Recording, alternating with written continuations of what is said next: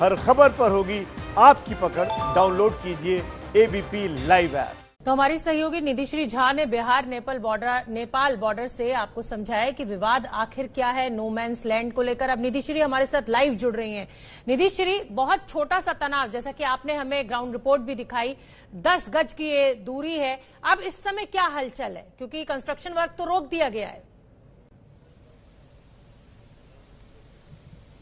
जी बिल्कुल शोभना, इस वक्त पूर्वी चंपारण जिले में जहां पर वो कंस्ट्रक्शन की तस्वीरें हमने दिखाई थी, वो 80% कंस्ट्रक्शन का काम हो चुका है। सिर्फ 20% जो हिस्सा है वो रुका हुआ है। और हमेशा से हमने देखा है कि भारत नेपाल के बीच जो रिश्ता रहा है वो सौहार्द भरा रहा है। और यही कहना है कि अगर ये विवाद था, अगर नेपाल को लगा कि इससे आगे जो है विवाद बढ़ सकता है, तो ये मामला शांतिपूर्ण तरीके से सुलझाया जा सकता था। लेकिन जिस तरीके से बयान सामने आ रहे हैं, नेपाल कंस्ट्रक्शन का जो सामान है भारत का, उसको रोक रहा है। नेपाल का कहना है कि जब तक ये पूरी बातें सुलझ नहीं जाती, तब तक हम कंस्ट्रक्शन इससे आगे नहीं होने देंगे। और इसी में जो तमाम लोग हैं, चूंकि वो जो इलाका है शोभना, उस इलाके में दरअसल बाढ़ आती है। अब पिछले 3 साल पहले भी वो बांध टूट गई थी, क्योंकि नेपाल से जो लाल बकिया नदी है वो बहती है और इस वजह से वो बांध टूट गई थी। अब वहां जो आसपास के कुल 11 जिले हैं, वो उस बांध अगर नहीं बनता है तो 11 जिले के लोग उससे प्रभावित हो सकते हैं। और इस तरीके की तस्वीरें हैं। एक और दूसरे बॉर्डर पर मैं मौजूद हूँ, ये बैरगिनिया बॉर्डर है। यहाँ पर मैं आपको समझाऊं कि ये जो बांध है, आप इस बांध को देखकर इस तरह समझ सकती हैं कि बांध कैसे जरूरी होता है। अब जैसे ये बांध है, तो इस बांध से लगभग 2 किलोमीटर की दूरी पर वही लाल बकिया नदी बहती है, जो पूर्वी चंपारण, दरअसल ये नेपाल से बहती है, और भारत की बागमती नदी है, जो कि बिहार में इन जिलों में बहती है, सीतामढ़ी। बिल्कुल निधि, और बारिश के मौसम में बहुत दिक्कत पैदा हो जाती है, बाढ़ आती है, भी जरूरी है। हाँ, मैं रणबीर का रुख करना चाहूंगी। रणबीर यूपी नेपाल बॉर्डर पर मौजूद है, सोनौली बॉर्डर पर। रणबीर, जिस तरीके से नेपाल पुराना मित्र देश रहा है, कभी इस तरीके की कोई टेंशन, इस तरीके का कोई तनाव रहा ही नहीं है, लेकिन अब अचानक क्योंकि तनाव बढ़ गया है, क्या हलचल आप सोनौली बॉर्डर पर देख रहे हैं?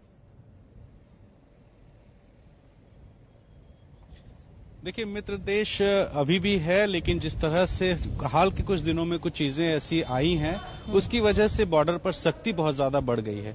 भारत की तरफ से एसएसबी सीमा पर होती है, तो नेपाल की तरफ से एपीएफ यानी आर्म्ड पुलिस फोर्स, जिसको नेपाल में सशस्त्र प्रहरी दल बोलते हैं।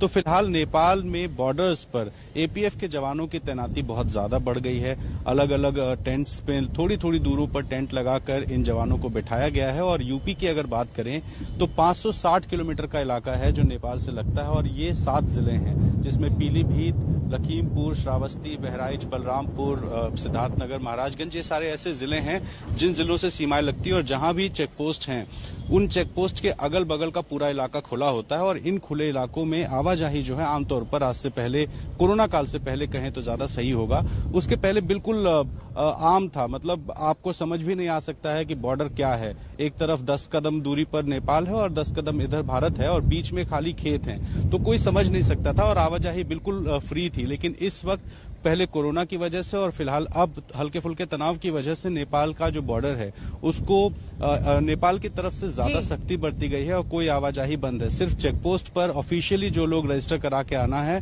वो आते हैं, नाम रजिस्टर कराते हैं, और जो सरकार की तरफ से बसेज आती हैं उन बसेज में बैठ के ही आगे जा सकते हैं। तो फिलहाल हमें इंतजार है कि जो पुराने दिन थे जिस तरीके के कि आवाजाही बिल्कुल सामान्य थी, वो दिन जल्दी ही लौटेंगे और भारत और नेपाल का जो संबंध हजारों साल पुराना है वो आगे भी जारी रहेगा। जी, बहुत बहुत धन्यवाद निधिश्री और रणबीर आपका इस पूरी जानकारी के लिए।